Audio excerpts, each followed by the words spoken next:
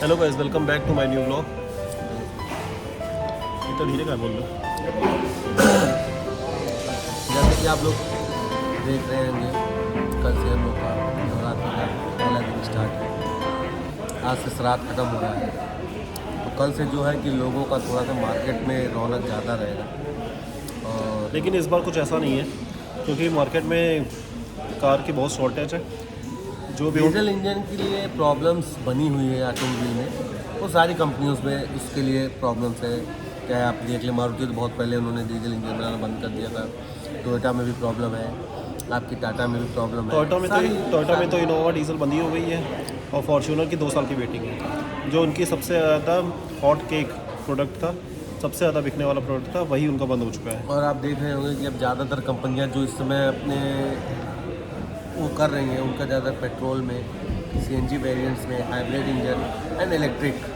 Government भी इस पर बहुत ज़्यादा इसका एडवर्टीजमेंट और बहुत ज़्यादा इस पर वो कर रही है, क्योंकि आने वाला जो समय है वो इन्हीं व्हीकल्स का है। लेकिन मैं आपको एक चीज़ बता देता हूँ कि इलेक्ट्रिक व्हीकल अभी इतनी जल्दी मार्केट नहीं पकड़ पाएगी। हमारे यहाँ तो एक इलेक्ट्रिक गाड़ी आती है, इसका नाम कोना है, और लेकिन वो कोने में ही खड़ी है क्योंकि उसके कस्टमर नहीं है। 27 लाख रुपीज़ की ऑन रोड है, लेकिन उसके एक भी कस्टमर हमारे शोरूम पे नहीं आते। लेकिन टाटा में ईवी जो है वो बिकती है, क्योंकि वो 14 लाख रुपए की है। उनके पास कई प्रोडक्ट हैं, एक टिगोर ईवी मैंने आती है। देखिए कि इंडिया में प्राइस को लेके बहुत ज़्यादा वो होता है। हाँ, ये तो है। Compare to products, compare to other department like features, safety और बहुत सी ऐसी चीज़ें होती हैं। लोग यहाँ पे आप क्या कहते हैं कि पैसे को ज़्यादा महत्व देते हैं, उनके लिए सेफ्टी इतनी ज़्यादा इम्पोर्टेंस नहीं होती है।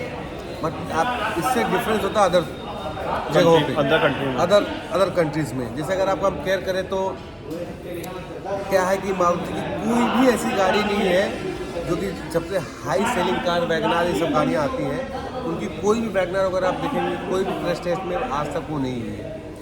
और हुंडई की आज तक कोई भी गाड़ी को कंपनी ने रिकॉल करके दोबारा वो करके नहीं किया है। देखिए सबसे बड़ा अचीवमेंट बात हुंडई के लिए। में इसकी इनका कहने की मेन मोटो ये है कि इंडिया में कई टाइप के कस्टमर हैं। पहले कस्टमर वो हैं जिन्हें गाड़ी में एवरेज चाहिए, जिन्हें गाड़ी में देखना है कि गलत है हमारी गाड़ी कितना एवरेज दे रही है, वो 30-35 का एवरेज दे, गाड़ी सेफ्टी वाइज हो ना हो कोई फ़र्क नहीं पड़ता। दूसरा कस्टमर वो कस्टमर है जिसको गाड़ी में लुक चाहिए, सेफ्टी हो चाहे ना हो, एवरेज दे चाहे ना दे। तीसरा कस्टमर वो कस्टमर है जिसे सेफ्टी ही चाहिए, जैसे वो कस्टमर प्रेफर करता है वॉक्सवैगन की गाड़ी, स्कोडा की गाड़ियाँ और टाटा की गाड़ियाँ। तो टाटा की गाड़ियाँ भी स्ट्रॉन्गली बहुत मजबूत हैं, बिल्ड क्वालिटी उनकी बहुत अच्छी है। हुंडई में सब कुछ है, हुंडई की बिल्ड क्वालिटी भी अच्छी है, हुंडई में गाड़ियाँ एवरेज भी अच्छा देती हैं। और सबसे मेन चीज़ बता दूं आपको कि हुंडई में बहुत सारे प्रोडक्ट हैं। स्टार्टिंग मॉडल अगर देखते हैं कि नियोस से लेकर i20 से लेकर वर्ना से लेकर और क्या कहते हैं क्रेटा से लेकर अल्काजार से लेकर टूसॉन से लेकर एलेंट्रा, वेन्यू, बहुत सारे प्रोडक्ट हैं। तो यहाँ पे जो कस्टमर आता है उसको बहुत सारे चॉइस मिल जाते हैं तो लेने के लिए। इस वजह से हम लोगों की गाड़ियों की सेल ज़्यादा है। बस यही है कि मार्केट में अब डीजल इंजन बिल्कुल ख़त्म हो चुका है, ठीक है। डीजल इंजन हुंडई के पास भी नहीं है। वरना इस साल में केवल 2 गाड़ियाँ आई हैं पूरे हमारे शोरूम में। 2 सोचिए, 2 डीजल वरना बस। तो हम लोग के पास कस्टमर आते हैं, वरना डीजल दे दो, वरना डीजल दे दो। भैया जब गाड़ी आ ही नहीं रही है शोरूम पे, जब मैन्युफैक्चरिंग हो ही नहीं रही है, तो हम लोग कहाँ से दे देंगे? सबसे मेन चीज़ तो ये, कहाँ से देते हैं? गाड़ी हम लोग बना तो रहे नहीं, हम लोग तो डीलर और हम यहाँ पे कस्टमर जो है इस चीज़ को नहीं समझता। कस्टमर मैन्युफैक्चरर कौन है? कस्टमर नहीं है, कस्टमर मैन्युफैक्चरिंग हुंडई है। कस्टमर ऐसे बात इसकी नहीं है। है। कस्टमर ये सोचता है कि कहता है गाड़ियाँ आ रही हैं, सब कुछ हो रहा है, बस ये है ये लोग गाड़ी देना नहीं चाह रहे। ऐसा कुछ भी नहीं है, गाड़ियाँ है ही नहीं। वरना गाड़ियाँ अगर होंगी तो हम लोग गाड़ी क्यों नहीं देंगे? और दूसरी बात, गाड़ी जब देंगे तभी तो हम लोगों को इंसेंटिव मिलेगा, तभी तो हम लोगों की सैलरी मिलेगी। तो जब गाड़ी ही, मतलब मेन वजह यही है कि गाड़ी ही नहीं है। गाड़ी आप पेट्रोल मांगिए, सारी मिल जाएंगी, जितनी पेट्रोल मांगेंगे सब पेट्रोल। वरना पेट्रोल मांगिए अभी दे दें, डीजल क्रेटा पेट्रोल मांगिए अभी ले लीजिए, अल्काजार पेट्रोल मांगिए अभी ले लीजिए, टूसॉन पेट्रोल मांगिए अभी ले लीजिए। लेकिन डीजल अगर आप मांगेंगे तो डीजल इंजन नहीं बन रहा है। और सेकेंडली ये मैं आपको बता दूं कि मारुति तो बहुत सी कंपनी तो बंद ही कर चुकी है, मारुति बंद ही कर चुकी है डीजल इंजन। टोयोटा में जो उनकी ब्रांड जो उनकी सबसे फेमस गाड़ियाँ थी वो बंद ही हो चुकी हैं। तो अब क्या लेंगे आप? मतलब सिंपल सी बात है, अब आपको पेट्रोल, CNG, EV इन्हीं गाड़ियों की तरफ जाना पड़ेगा। ठीक है, अगर आप फ्यूचर में भी अगर आप बात करते हैं तो फ्यूचर में इन्हीं सब मार्केट में यही सब है। कब डीजल बंद हो जाएगा, कब क्या होगा, कोई आइडिया, क्योंकि जब गाड़ी ही नहीं आ रही है तो कभी ना कभी ऐसा होगा कि बंद ही हो जाएगा। तो मेरे हिसाब से मोस्टली कस्टमर को अब पेट्रोल गाड़ी में ही जाना चाहिए। अगर हाँ उनकी रनिंग कुछ ज़्यादा है तो वो पेट्रोल गाड़ी से के अलावा CNG व्हीकल पे भी ले सकते हैं। और उनका अगर 10 से 12 लाख की रेंज में कोई अगर इलेक्ट्रिक व्हीकल का ऑप्शन है तो वो भी जा सकते हैं। 10-12 लाख रुपये में अगर कोई गाड़ी आ रही है तो ले सकते हैं। लेकिन इलेक्ट्रिक मार्केट अभी मेरे हिसाब से सही नहीं है लेना, क्योंकि उसमें पैसा लगाने का बात मतलब यही है कि उनको ना ही सर्विस मिल पाएगी और ना ही वो कहीं बाहर जा पाएंगे। अब मान लीजिए दिल्ली जाना है तो कहाँ इलेक्ट्रिक गाड़ी अब चार्ज करेंगे, रास्ते में कहाँ मिल जाएगा आपको। तो मेरे हिसाब से इलेक्ट्रिक गाड़ी में पैसा लगाना बेकार है। अब CNG में लगा सकते हैं क्योंकि अब सब हर जगह CNG स्टेशन खुल गए।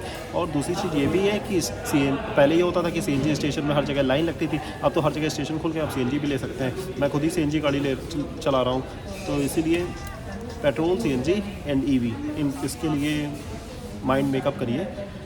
और अगर डीजल देखना चाहते हैं तो 6 महीने वेट कर लीजिए, डीजल ही मिलेगी। कुछ बोलोगे?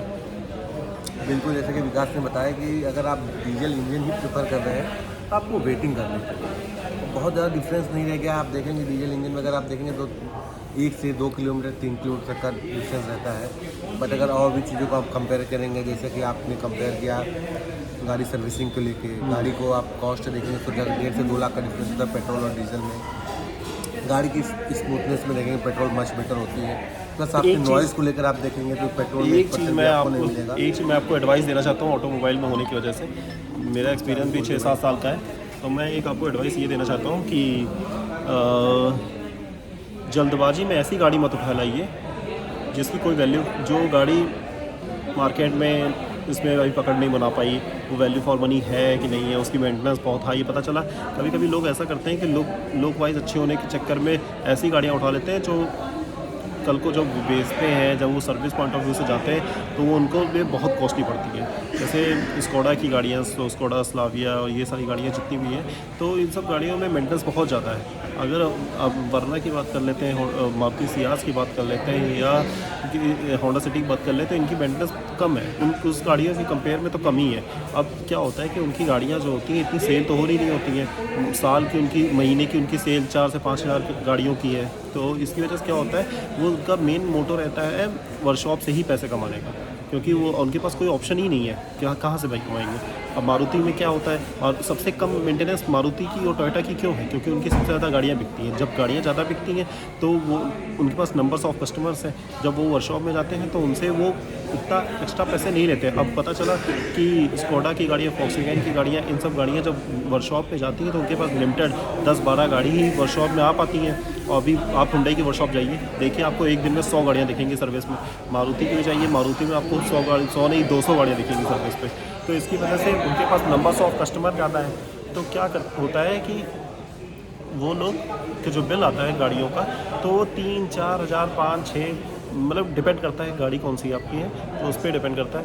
और अगर हम बात करते हैं स्कोडा की गाड़ियों की, अब स्कोडा सोलाविया में आप जाइए सर्विस सेंटर पे लेके जाइए, आप 25-30 हज़ार का मिल आएगा। कुछ भी काम कराना होगा 20-25-30 हज़ार रुपये का मिल आएगा। तो मेरे हिसाब से वही गाड़ी लीजिए जिसकी मार्केट में वैल्यू है, और जल्दबाजी में कोई डिसीज़न मत लीजिए। फेस्टिवल सीज़न आ रहा है, मुझे पता है कि फेस्टिवल सीज़न है, तो फेस्टिवल सीज़न में बहुत सारी गाड़ियाँ, बहुत लोगों को क्रेज़ रहता है गाड़ी लेने का, और सबका क्रेज़ रहता है। मेरा अब मुझे भी लेनी होगी तो मैं भी सोचूंगा कि धनतेरस में ले लूँ कोई गाड़ी। तो ऐसी गाड़ी लीजिए जो गाड़ी आपके बजट को वो करती हो। अब जैसे मान लीजिए आप स्विफ्ट लेने गए तो आप स्विफ्ट ही लीजिए। आप ये ना सोचिए कि स्विफ्ट के चक्कर में आप कोई और गाड़ी उठा रहे हैं, आप लगाने गए 7 लाख रुपए, आप लगा दिए 15 लाख रुपए।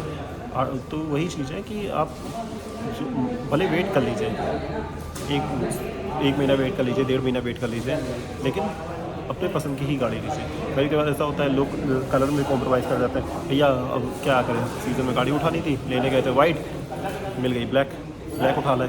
तो जो आपको पसंद है मेरे हिसाब से वही गाड़ी लीजिए, थोड़ा वेट कर लीजिए।